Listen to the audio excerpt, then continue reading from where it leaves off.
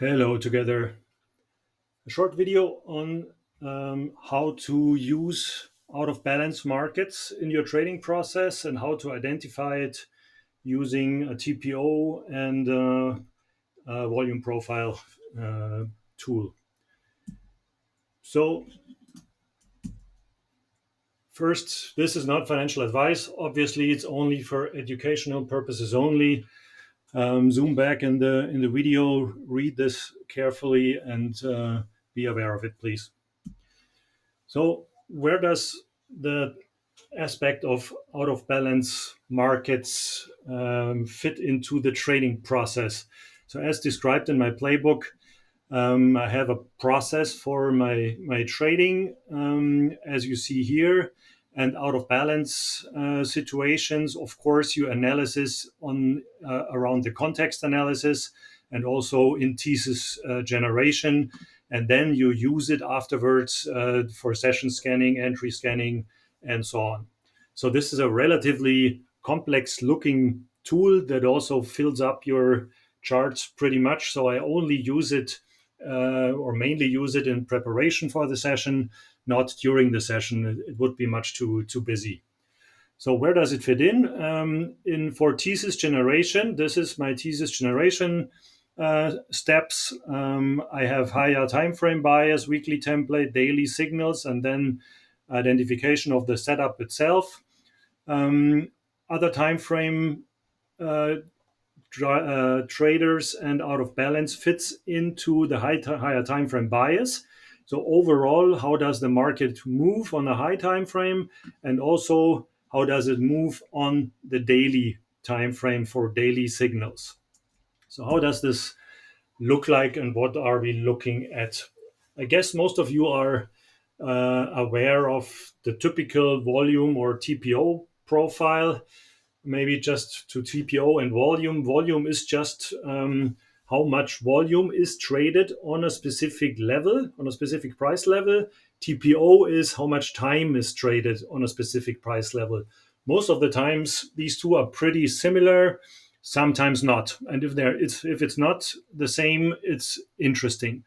I'm aware that many of you might not have access to TPO charts. So for TradingView, you need premium subscription. So you also can use volume profile, the classic one, to do it. It will also work. It's not as accurate, and I see that the reactions to the TPO levels are better based on my back testing, but volume profile also does the trick. So what does it tell you? As Stacey also always says, price is always in a box. And for us, the job is to find out what is the box and what are the boundaries of the box. Based on auctions theory of Dalton, price always rotates through a range, testing the interest of the buyers.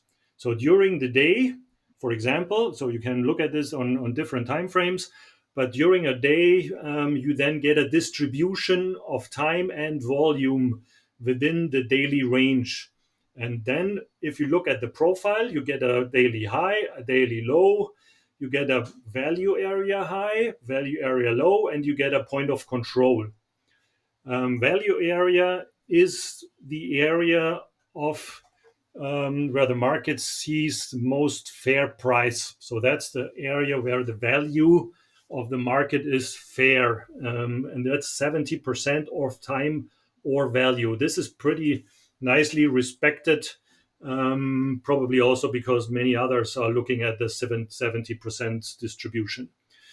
Then second thing you look at is point of control. What is that? Point of control is just the level with the highest time spent or the most volume traded during the day. So the level with the most fair value in the market. So this is pretty much a magnet on the chart. So you will see that very often price comes back to retest the point of control. It might give a reaction, or it just goes through and then trades through to the other side. So what does this tell us? Price rotates through this range during the day, and according to Dalton, this is what the local traders are doing. So the local traders are trading up and down. So the small ones, the retail traders, and price is testing the barriers of the range. The other time frame traders, the big guys, they are mainly outside of this range. So they get triggered once we leave the value area high, or even then the next day if we leave the previous day's high. So this is how they get into the market. If we stay inside, then we are in balance. If we get outside this range, then we are out of balance. Um, how we look at that and how we identify that, we come back to that in a minute. So, what are the questions and the interpretations you can take from that? So, you see during the day where is the area of the most fair value. So, if you don't have a high bias on a higher time frame, you first expect price to stay inside this range. So you, in my old community, we always said trade the range until it breaks. So it comes up. So you typically expect it to rotate back in again, and then it might rotate to the other side. That's the major time rotations during the day. So sometimes this term is also used in a different way, but originally it comes from Dalton, and it kind of describes the process of price rotating through the range during the day, testing highs and lows, and producing pivot points. Then what's most important for Dalton is you have to judge what is price trying to do. So is price trying to break out? Uh, that's the first thing you kind of judge by kind of watching price action. And the second question you always ask is how successful is price with what it's trying to do. So if price obviously tries to break out and gets rejected, that's a pretty bearish signal. If price tries to break out and you have continuation, this is a pretty strong signal. So you always kind of try to find out what is price trying to do and is it successful, and then you can judge, do you get exhaustion and so on. And by watching that, you really get the story of the chart. Is price kind of ending a trend in exhaustion? Is it trying to break through a level but there's not enough fuel to do so, and so on? So you look at where is price accepted and where is it rejected. And then are other time frame traders triggered? Are they triggered once we're trading outside? And then what are they doing? How are they reacting? Are they driving price back in or taking price and driving it further out? That's what you're waiting for. That's why you typically wait for price to come to the extremes. Stacey mostly waits for previous day's high. In theory, the most important level is the value area high, but you can look at both actually. So, and then you also look at, are we staying in a box? So, are we staying in this box, or are we transitioning to the next box? So, if we break out, we look at where was the another box where we traded before, and we might enter the other box and trade inside the next box. So, always a box and price jumping from box to box, and you're kind of judging how strong it is and what it is trying to do, and if it's successful with that. So, how to use that concept for, as already said before, for me, there's three major areas, and we only want to focus on one today. One is the higher time frame bias. So, in the book Mind Over Markets, that's a majority of that what's discussed there. It's very complex, and I wouldn't cover it now. So it's really, you look at the day types, the week types, the sequence of days, how the boxes are overlapping or not. So you see exhaustion and so on. So I might do a video on that going forward, but today it would kind of explode the session. So then, major important for us, also discussed today, daily signals. So that's what we are looking at. Really, are other timeframes driving the price during our session? What are the reaction of the other time frame traders, and do we have an out of balance close? That's the major things we will look at in a minute. Then there's one more thing I would also not cover today, just to touch it briefly. What I'm looking at, if you look at the higher time frames especially and look at older ranges, it's very interesting to see how in what range we are currently. It can be days, it can be weeks, or even months. and how are we within value area high, low, and point of control, and also looking at previous ranges, like previous weeks and previous months ranges especially, and looking at the point of control, so the major midpoints of these ranges. And if they are naked, that means if price leaves this range without backtesting these levels, then you know this might be a magnet for price to come back and to retest that level. And you mostly get a pretty strong reaction from that level. I might also show this in a future video, but not for now.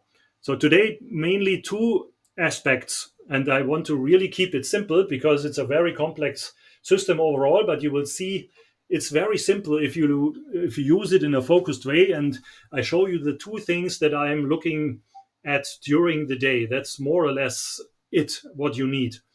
And the first one of that is other time frame traders' reactions.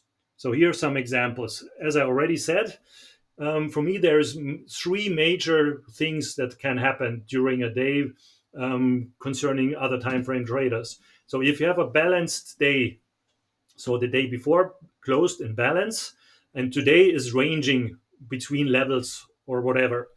So you have a range day. So then you see a value area high and low starts to build, and you get a nice volume profile during the day. And then in the later sessions, so you get a multiple session setup, typically you will very often see that price trades to one side of the value area and then gets a mild rejection, I call it. So it gets rejected, gets back inside the range, trades through the range to the other side, get another mild rejection, comes back in. This is mainly other time frame traders driving price back into the range. So they don't want price to go somewhere else. They want it to stay in the range. So they wait until price reaches the extremes and then they push it back in. So if you want to trade that, you can. That's what I said before. You just trade the range. So if you don't expect large moves, very often, I mean, you see that often that you think you get a large move and you trade the breakout, but there is no fuel behind it because it's not out of balance. You don't have a huge trend or anything, and they just bring it back in. You went short here, and then it goes the other way. Then you think it breaks out the other way. You go long here, and it just comes back in, and it just stays in the range. And the only thing you should have done is to go long at the bottom of the range and go short at the top of the range. So sometimes it can be quite simple, but for that you really need to understand the context. So the second option for me is it can be coming out of an out of balance situation that you already have a strong trend and some momentum, but it also can come out of a multi-day consolidation. I call it swing value pattern. So you get a distribution during the day, then price tries to break the range to one side. So the previous day value area low, for example, or also the previous day low.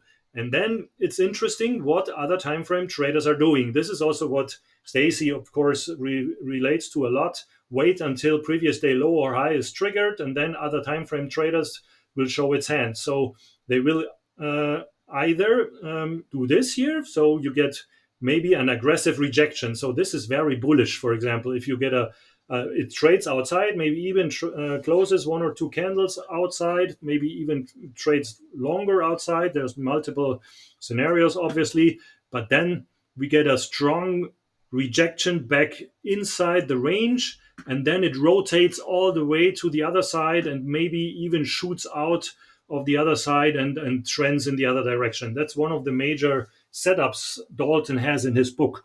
So always look at that. If you have a very strong reaction on one side, that's a good low, for example.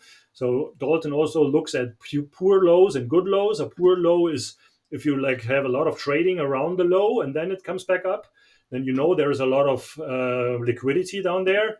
A good low is a spike that takes all the liquidity and then pushes fiercely in the other direction. So this is a sign of strength. And you might just take the long once it comes back in and trade it up, and maybe even trade the next day the breakout and the continuation of that.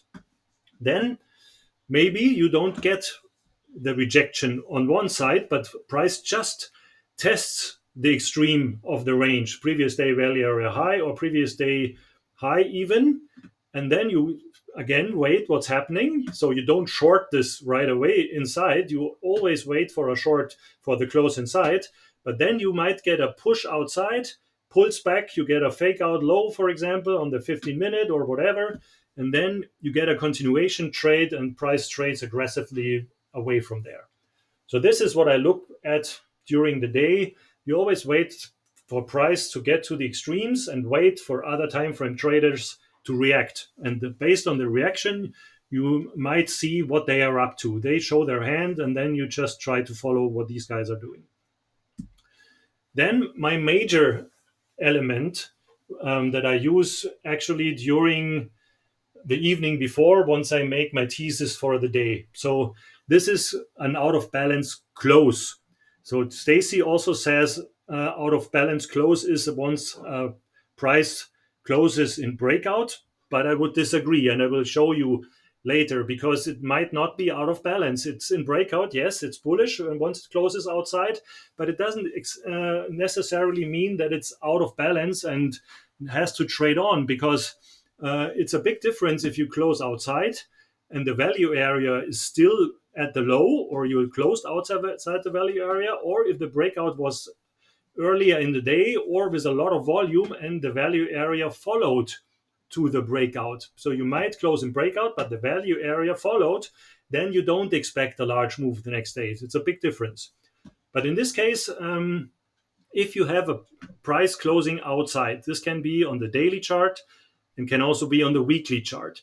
Then you immediately mark on your chart, you might have seen it on my chart, out of balance, either on the day or on the week. And then you mark, even the evening before or in the morning, you mark the related value area level. So you have a new level then on your chart. This is the one you mark, and then you can switch off the volume profile completely. You only need this one level. So you mark the previous day value area high in this case, once it closed outside. And then from there, you have two scenarios. You have a bullish scenario. So in my heat map, you have seen that I mark this as out of balance trend first. So as long as we are trading above previous day value area, we are bullish. As soon as we come in, we are bearish. So as long as we are up, if the setup confirms, so never trade this alone. Always look at your setups. If you get a setup that is pointing bullish with a fake out low on the 8H, for example, then this is a very strong confluence, and you would go long with even more conviction and maybe a longer target. And especially if you come out of an out of balance situation, Dalton mentions this many times, that you don't have range expansion targets. There is an unlimited potential for this move. If you break out during a day of the value area, you typically have a 1x range expansion target. If you close out of balance, then the other time frame traders are already activated for the day, and they might drive this as far as they like. So no limit.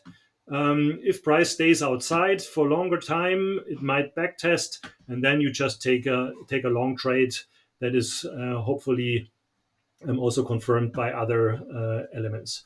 If, on the other hand, it comes back inside, in my old community, we always said it needs to do minimum 3 30-minute closes inside the previous day range. Then it gets accepted.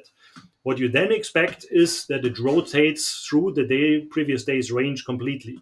So it comes in, gets accepted, maybe backtests the level, and then you get a rotation minimum to the previous day's POC, probably to the other side of the range. So this can also be a very nice trade. Sometimes it also goes through to the other side. We've seen that on NASDAQ, for example, yesterday. We had an out of balance close to the low. It comes rotated through all the way, tested the value area high, and then collapsed through completely to the other side. So this is the main thing I do on the weekly and on the daily. Look, if we have a close outside the value area, then I mark the level, and then the next day I observe price and use it as a confluence. I never trade through the previous day value area. So if I short, I wait for price to come back in. If I long, I wait for price to still be on top of that. So I hope that makes sense. So let's look for a moment on the charts and look at some examples. So this is NASDAQ last week. So you see here, NASDAQ, this is the weekly chart, weekly TPO and weekly volume. You see it's traded all the way, built a nice profile first. It broke down midweek with a huge row of single prints, and then broke out of the value area into end of the week and closed here outside of the range. So the value area low is here, the outside close is here. So you immediately know this market is out of balance. You mark out of balance on your chart and you mark the previous week's value area high. And then you wait for price during the next week, what it does. And you see here, it came back up and traded around previous week value area low until midweek. And then it rejected and made a strong move away from that. So this is typically what you see on an out of balance trend situation. So let's look at that on the day. So this is gold, for example, last week. Here, a very nice situation. That was Wednesday last week. Same situation as we just seen, but on the daily. So we had a day that made a huge fake out high, as you see here, to the top out of the value area, got rejected, went all the way and closed outside. So here you have already two of the scenarios we discussed. Price got rejected strongly on one side, came back, closed out of balance. So what you do, you mark out of balance on your chart, you mark the previous day value area low, that's this level here for the next day. And you see it didn't even come back to that, it just traded a bit up and then it collapsed completely into the next day. What's interesting then here is if you look at the next day, this day closed in breakdown. So we broke out of the previous day level, which was here is previous day low. We broke out, so you could say it's out of balance, but you see here it traded, it was relatively early, so it traded until the close of the day that was here, but the value area completely followed. So we had a new range building down here. It closed inside, so you're not expecting fierce moves. So it still broke out of this level to the top and even closed then out of balance the next day. But this is not considered an out of balance situation. Then maybe to show you a situation where out of balance.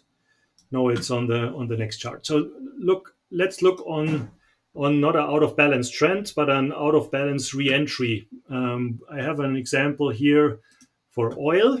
So this is oil last Friday, and also took this trade. I think many of you are still aware of that trade.